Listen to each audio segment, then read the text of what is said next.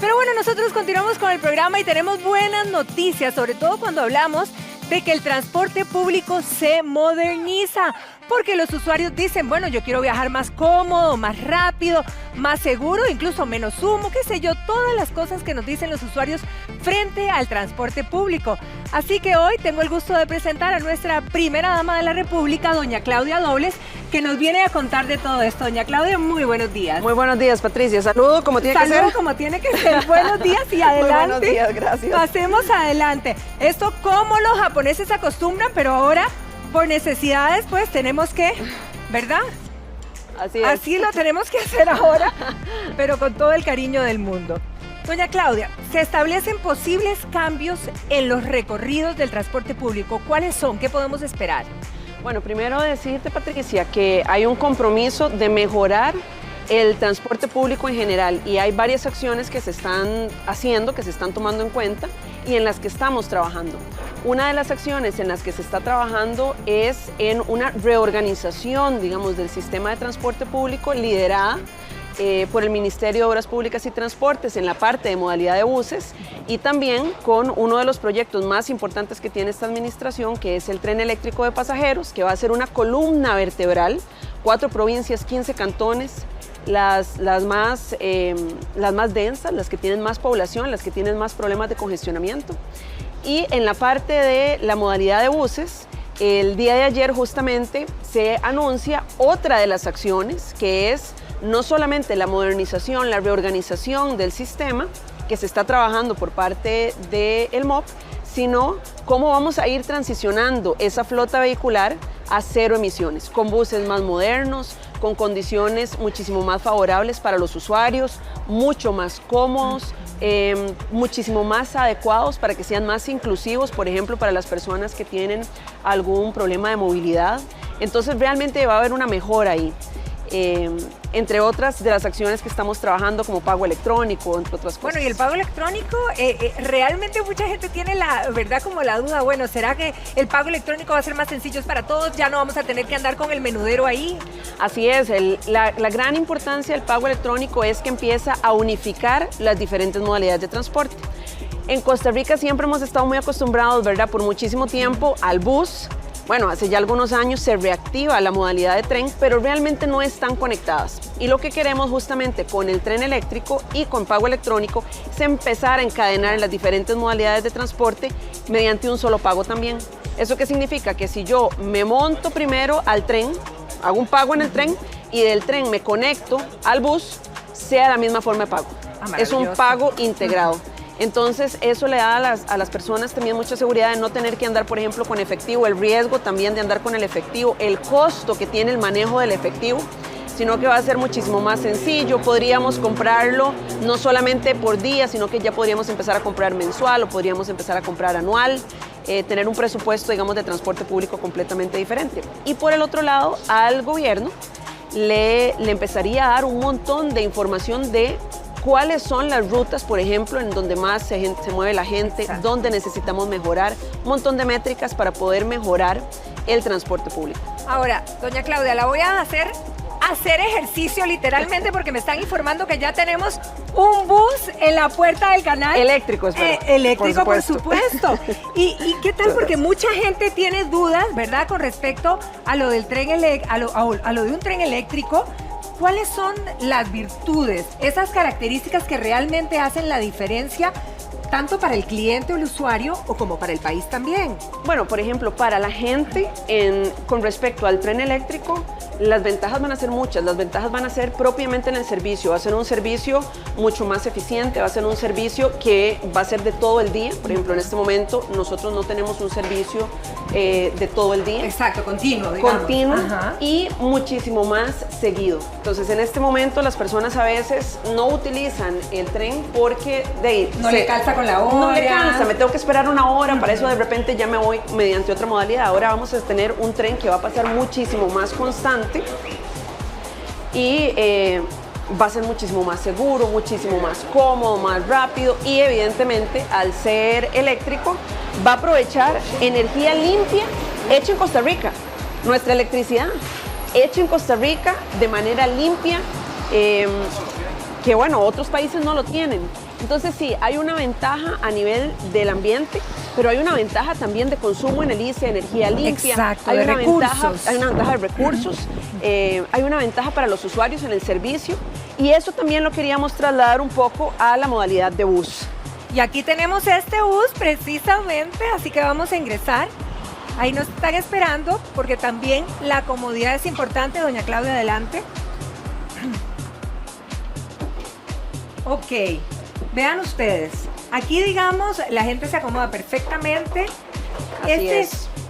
Vean los asientos, la comodidad, exactamente la seguridad que tenemos aquí, que no había, ¿verdad?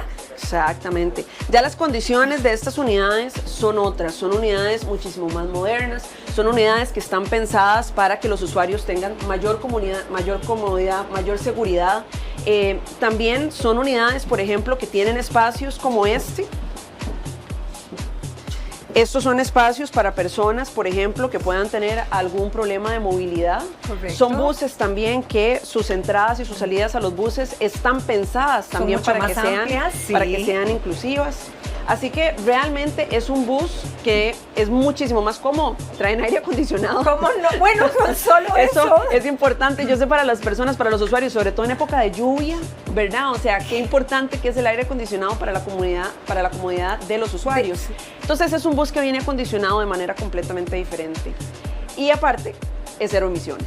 No, eso es una maravilla. O sea, aquí solamente faltaría internet, dirían algunos. Pero estamos trabajando. Exacto, estamos trabajando en eso. dijera. Estamos trabajando en eso para ver qué posibilidades hay. Ya, por ejemplo, tenemos, bueno, el MISIT ha hecho un excelente trabajo de lo que se llaman los espacios públicos conectados.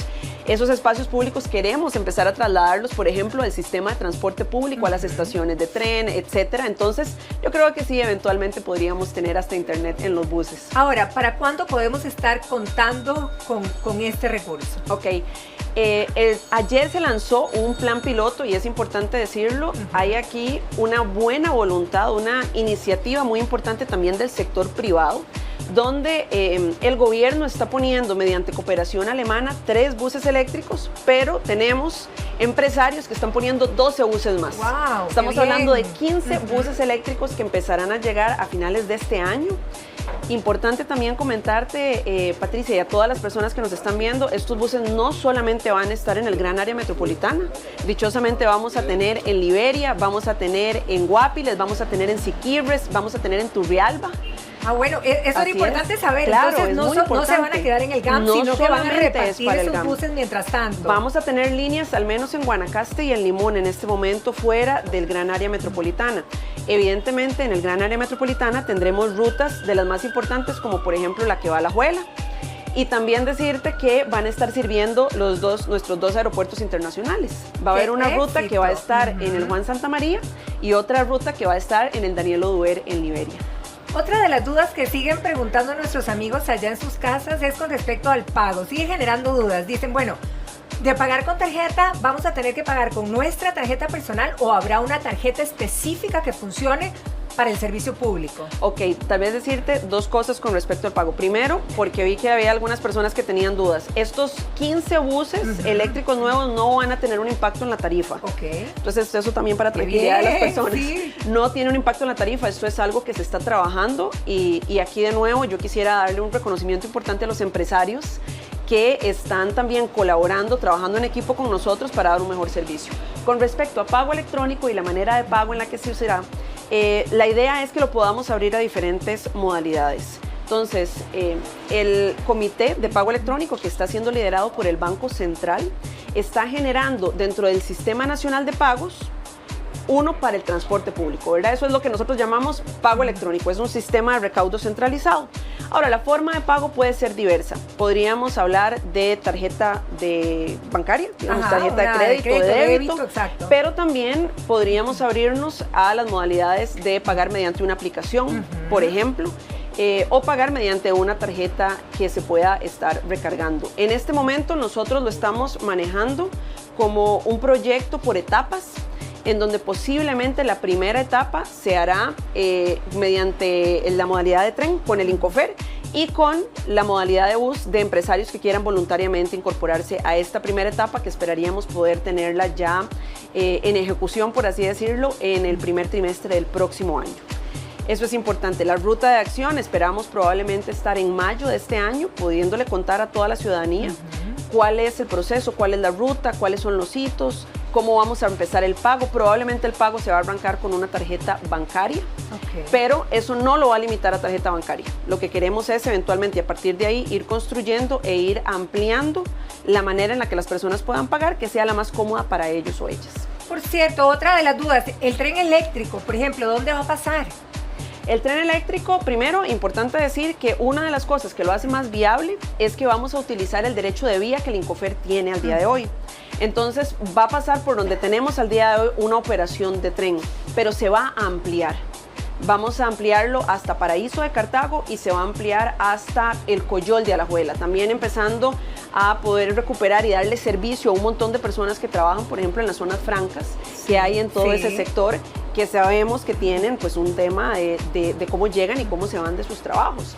Así que estamos hablando de nuevo 4 provincias, 15 cantones, una expectativa de demanda de más de 200,000 personas al día. Eso es realmente una transformación del transporte público, es una columna vertebral, como te decía, del transporte público, de donde la idea es que se empiecen a encadenar la modalidad de buses, las modalidades no motorizadas, por ejemplo.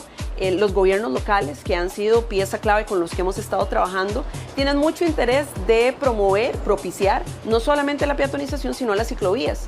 Pero ¿a dónde encadenamos esas ciclovías? Bueno, la idea con esta columna vertebral que va a ser el tren es que tengamos puntos de conexión donde yo me puedo conectar con el tren, con taxis, con ciclovías. Entonces ya empiezo a generar un sistema de transporte público y para los usuarios una facilidad de movilidad muchísimo más grande. Doña Claudia, si pudiéramos, bueno, me encantaría que abrieran un poquito aquí para que vieran la totalidad del bus, ¿verdad? Porque definitivamente me parece comodísimo. La posibilidad de que esto tenga aire acondicionado me parece fantástico. Pero una de las cosas que nos preocupa y que le preocupa a los usuarios hoy por hoy en el bus tradicional es el humo, la cantidad de humo que botan. Sabemos por los expertos que ya el centro de San José realmente la polución es algo que nos afecta a diario. La salud. ¿Esto cómo impactaría? ¿Qué realmente beneficio tiene al respecto? Bueno, la idea del plan piloto, primero, estos buses no emiten, no tienen emisión de gases de efecto invernadero, no tiran humo, por así decirlo. Entonces ya ahí hay una reducción, obviamente. Los buses no vibran porque el motor es eléctrico, no es un motor de combustión. La combustión, al tener que, el motor es distinto, al tener que convertir la energía para moverse, eso vibra. Estos buses no vibran, entonces también hay un tema ahí hasta de salud ocupacional para los choferes. No solo no vibra, sino que no hace ruido. Entonces ahí hay una baja en la contaminación, no solamente del humo, sino hay una baja en la contaminación sónica, que es tan importante.